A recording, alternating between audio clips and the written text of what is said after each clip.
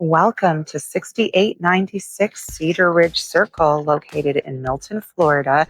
If this is your first time to the channel and you want to know everything there is to know about living in the Panhandle, then make sure you hit that subscribe button below. Hello, my name is Paula Snow and I've lived in the area for 20 years now. I have absolutely loved living here. This area is super friendly and it has become my second home. So whether you're looking to make a move now or in the near future, my team and I would love to help. All of our contact information is down below, so feel free to call, text, or email us anytime. This beautiful home sits on a 1/4 acre, has 1,957 square feet, and has 4 bedrooms and 2 bathrooms. Let's go check it out. Coming into the house, you've got this tile foyer area, nice formal dining room space. I love that there's these extra cabinets here. That would make a great coffee nook. Sellers have updated their light fixture here. The kitchen is bright and roomy. Lots of cabinet space and lots of room in the pantry. And it's got this great space here for a breakfast nook. The living room is nice and spacious. As you'll notice, the sellers have updated the flooring with LVP. There is a great gas fireplace in the corner, perfect for those cozy nights when you want to sit by the fire. The master suite is nice and roomy and overlooks the backyard. The master bathroom has a double vanity, an updated light fixture, a beautiful soaking tub, 2 walk-in closets,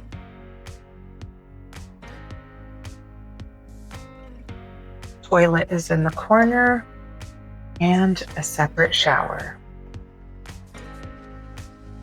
Check out this beautiful laundry room with updated. Check out this functional laundry room space with lots of cabinets and lots of room to hang those backpacks or coats. Other 3 bedrooms are located off of the living room.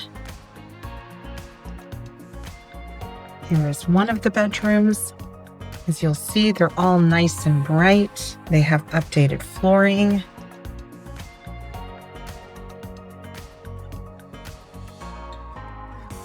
And they all share this second bathroom here.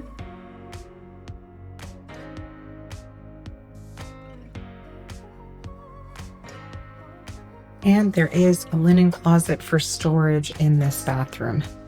And then lastly, the 4th bedroom. This one looks out onto the backyard.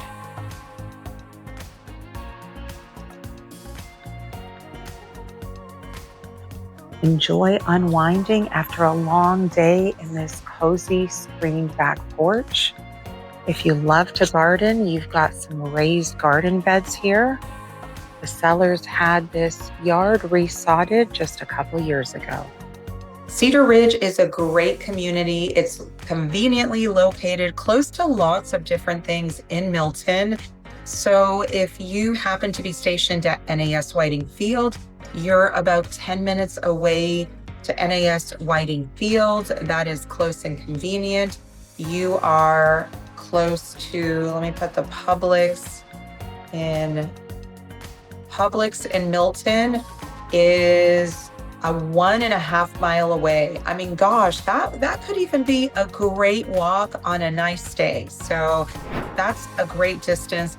This neighborhood is zoned for Rhodes Elementary, King Middle School, and Milton High School. Go Panthers! My daughter Gabby went to Milton. I love Milton High School. I don't know what I'm gonna do with myself now that my daughter's graduated and basketball season is over. I miss basketball days, so love Milton High School. Shout out to all the amazing teachers there. This neighborhood is close to the Milton Riverwalk, which is absolutely beautiful to just walk through. There's always lots of events going on downtown at Jernigan's Landing. There's Boomerang Pizza downtown. So downtown Milton is absolutely beautiful. It gets lit up for Christmas, light up Milton. Absolutely beautiful. If you have young kids, you are close to Weber's Skate World. That is always a fun place. Completely renovated, great for birthday parties. I think I did my girls' birthday party there when they turned 8, I believe. That was a lot of fun. Let's see, you are close to the Blackwater Heritage Trail. So whether you like to walk, whether you want to ride your bike, whether you want to skate, the Blackwater Heritage Trail is absolutely beautiful. And most of it is completely wooded. Of course, if you get closer to 90, you are gonna hear the traffic on 90. So I usually recommend parking right next to the library. There's a parking lot right there on the trail, and then you can hop on and go northbound on the trail. So it feels so peaceful. It feels like you're in another world because you're just completely surrounded by woods. So highly recommend the Blackwater Heritage Trail and the community center. There's lots of stuff going on at the Milton Community Center. There is, I did stop in and get a flyer. And I want to tell you, I do pickleball at the community center. So I love pickleball. Pickleball happens there Tuesdays, Wednesdays, Thursdays, and Friday mornings. There are Tai Chi classes, which are free. There's bridge, which is free. Ping pong is free. Wednesdays, they have an art class, computer lab, strength and balance. These are all free. Fridays, they have Pickin' and Grinnin'. That is live music.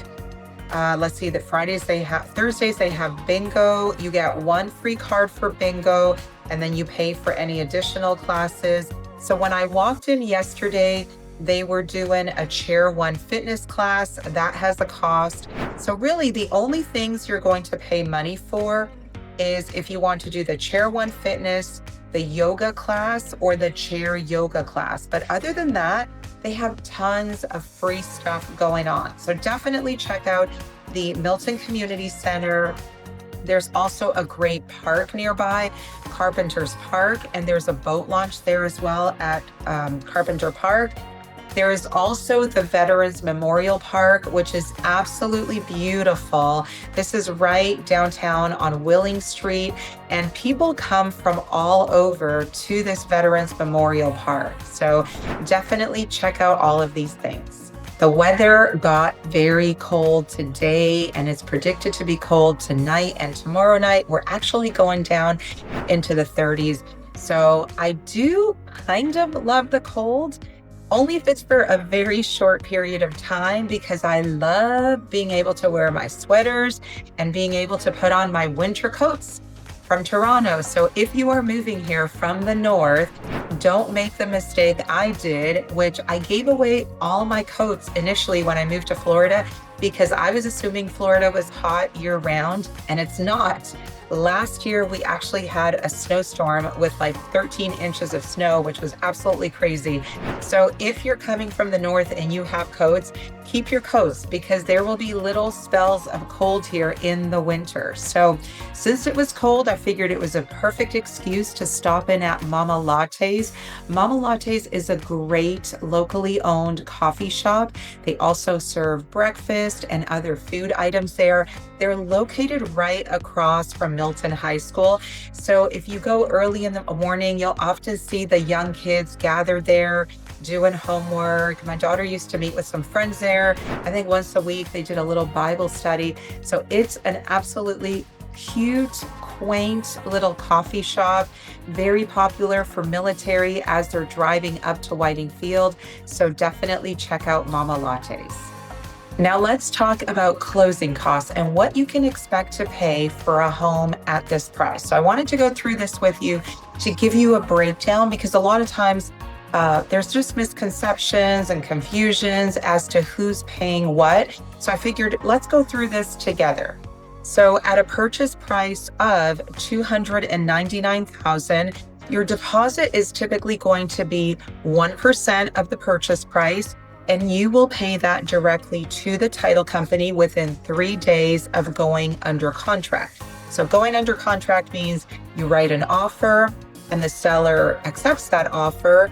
And once you have a two-sided offer, that now becomes a contract. So the deposit is typically due within 3 days. So let's say your deposit is $2,990. So here's what you're going to pay for your upfront expenses.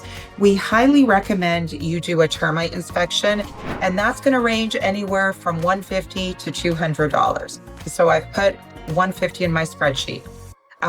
Then you're going to pay the appraisal directly to the lender. That's going to be about $600.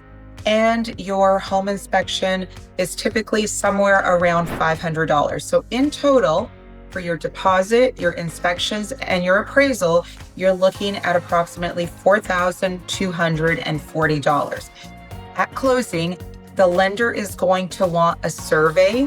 This is basically a diagram of the lot. It shows the boundary lot lines. It shows where the house sits within that lot. And so on average, for a lot of about a quarter acre, that's going to be somewhere around $600.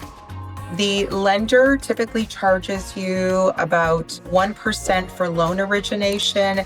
And then typically they will charge an underwriting fee, typically seen that be somewhere around $1,000. Now, I am going to say that I highly recommend you ask your lender for these fees up front, because I have a buyer that is buying a home, an investment property, and they chose to go through a broker. And yesterday they sent me a copy of their closing disclosure, which is what's signed typically a few days before closing. So it has to be signed 3 days before closing at a minimum, could be more. And so they were totally surprised because on there, their underwriting fee was like $2,000. The loan origination was 2.5%.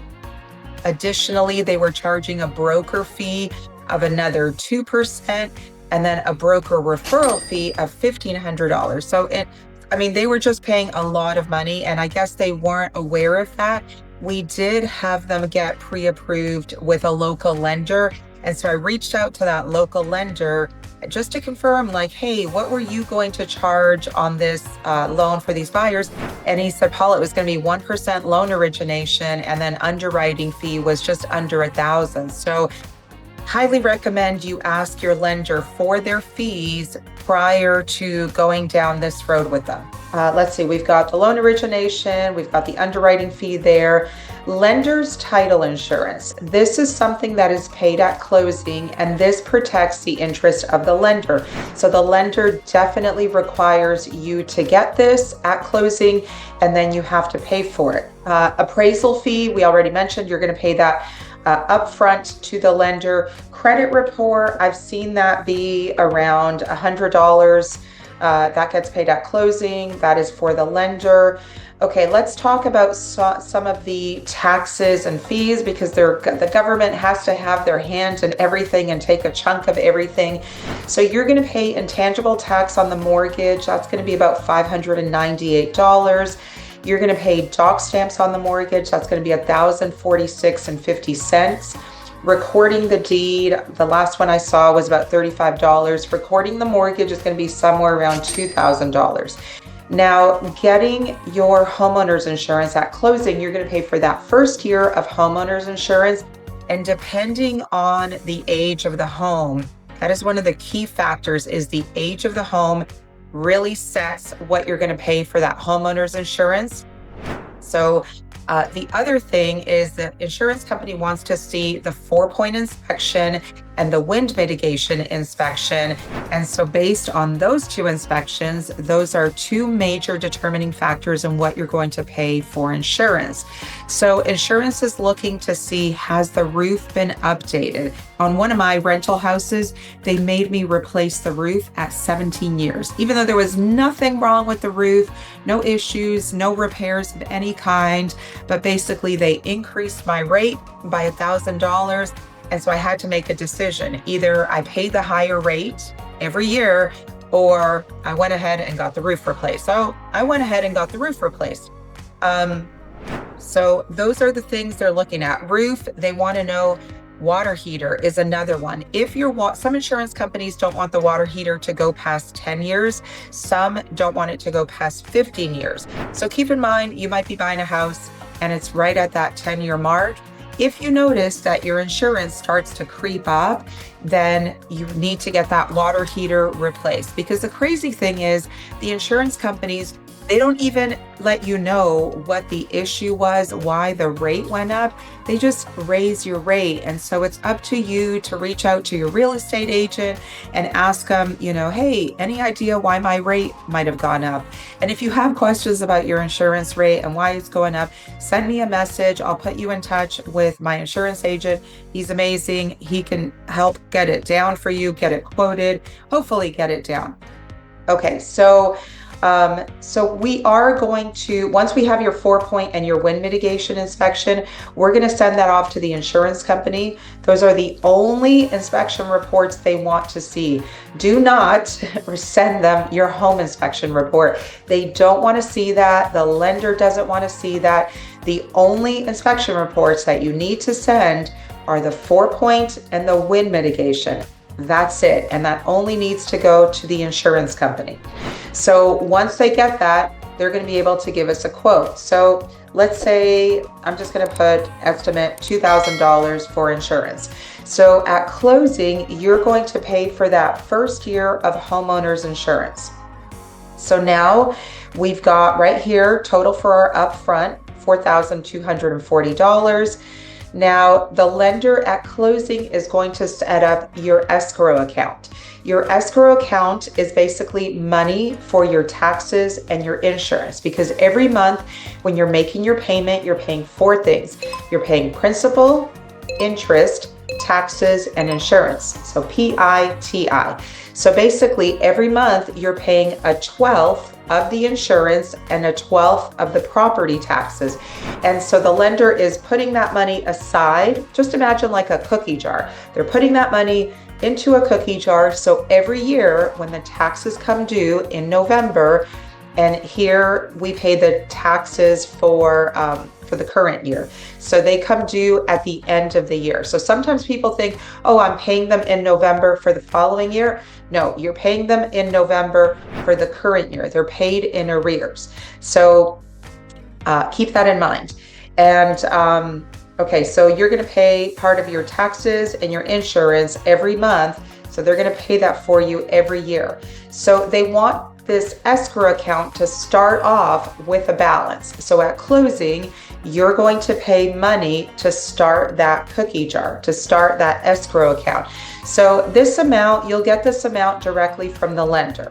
So I'm just going to guesstimate $2,000. So if we take our total closing cost of $9,969.50 plus your escrow account, let's say $2,000, you now have a total of $11,969.50. Now we're going to subtract here what you will have paid up front for your deposit, inspections, and appraisal. So we're taking off the $4,240. So at closing, you are owing approximately $77,2950. Now I did these closing costs as if you were putting zero money down. So the only loans that allow for zero money down are going to be a VA loan or a USDA loan. And if you're buying anywhere in the Pace Milton area or J, that qualifies as a rural area. So on a rural loan or a VA loan, you don't have to put any money for down payment. However, keep in mind, you are still responsible for your closing costs. If you were to do an FHA loan, then that is going to be 3.5%.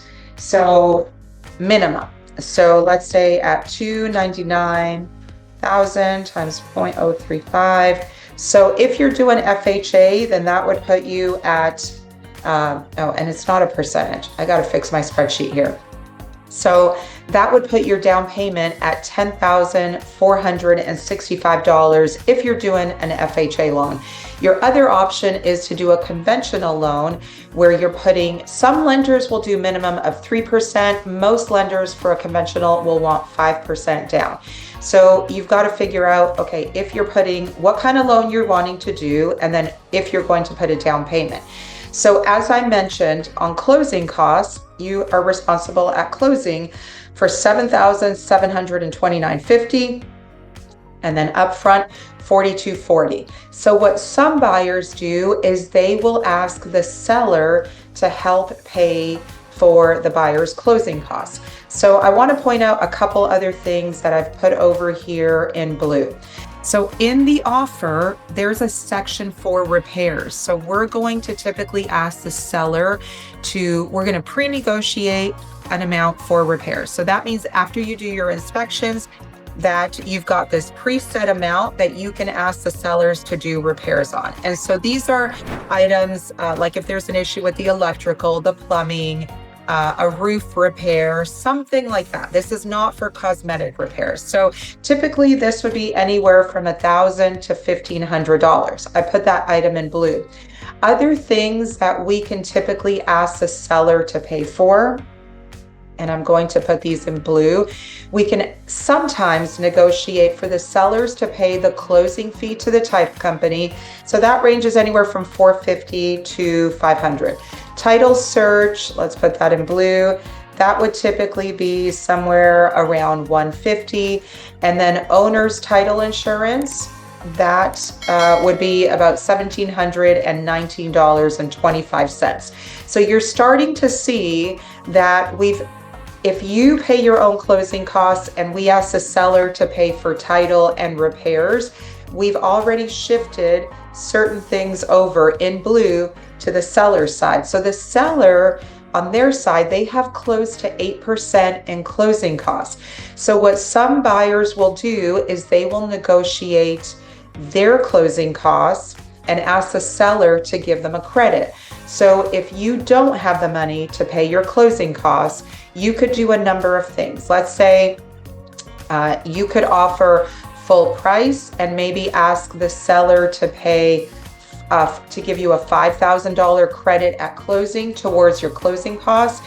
And then let's see, okay, so that $5,000 jumped right down here. So now at closing, you would owe a little bit less. You would still have your upfronts that you would pay, and then you would have your $2,729 at closing. So some sellers may say, okay, I would do that with, if you gave me full asking price. Some sellers may say no. It's one of those things that's negotiated. We never know upfront until we submit an offer. Some sellers may come back and say, hey, if you want me to give you money for your closing costs, because I'm as a seller, I'm already paying my own closing costs, then you need to add that to the purchase price. So if you were to do that, let's say if you wanted $5,000 from the sellers, then you could increase your price to $304,000. And then at that point, the seller might say, okay, at $304,000, I will give you that $5,000. Okay, so you're still going to owe that $2,757 at closing. Let's say the seller says, I'm not paying for your closing costs, Mr. and Mrs. Buyer, because I have my own closing costs. So anything you need, you have to add it to the price. So you can add your closing costs to the price and basically you're financing them. However, keep in mind and make sure that what you're adding to the price is going to appraise. So you need to make sure you ask your real estate agent to look at the comparable sales for that neighborhood for the past 6 months or a year, because the appraiser is going to come in and look at those exact same comparables. So you could add whatever amount, but it's got to appraise. If it doesn't appraise, then we're going to have an issue. Okay, so let's say that you have the $4,240 to pay for your closing costs, but you don't have the $7,757. So if the seller is saying you have to, add that to the price, and so if we're going to add that $7,757 to the price, then that would take our price up to 306,757 in order to get the seller to pay for that 7757. Put that 7757 there. Great. That now makes the numbers work. You have very little to bring to closing. So the other option would be if you said, okay, I have absolutely no money to put towards closing costs. So if you needed that 7757 plus the, let's say the inspections and the appraisal. I mean, some people may do, okay, let me just take this back to $299,000. Okay, so $299, and let me get rid of this here. So what some people may do is and keep in mind, when you write your offer, you can't just say seller to pay the buyer's closing costs. You have to have an amount. So you want to go over these numbers with your real estate agent to figure out what amount you're asking for. Either you're asking for a percentage, so either you're asking the seller to pay 3% towards your closing costs, or you're coming up with an exact amount. So let's say if you were to ask the seller to pay $10,000 towards your closing costs, then that would pretty much cover a lot of this for you. And at closing, you would be getting $2,270 back. So really, if you put $4,240 up front minus that $2,270, then really you only ended up putting of your own money $1,970. So I hope this makes sense. I know the numbers can be very confusing, but if you just take a few minutes and go over this with your real estate agent, this will really help you see the big picture, make sense of everything. If you have any questions about closing costs, about insurance, about getting connected with a great local lender, feel free to reach out. All of my contact information is down below. My team and I would love to help you make a smooth move to Florida. Thanks so much for watching. Have a great day.